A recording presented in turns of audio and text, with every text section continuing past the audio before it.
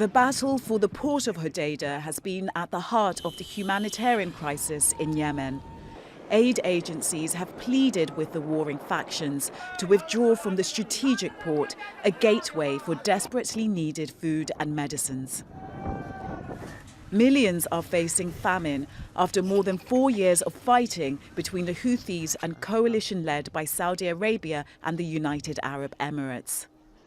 And now Houthi rebels will withdraw fighters from Hodeidah, according to the United Nations.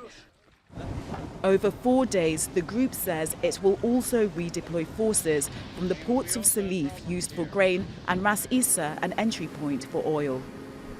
Of course, this news is very welcome from the standpoint of humanitarian interests. But again, we have a huge problem in terms of the lack of trust between the Saudi-led coalition on one side, the Houthi rebels on the other. The words very good, but to develop a little bit of trust that could potentially pave the way to eventually solving this conflict is going to really require some actions.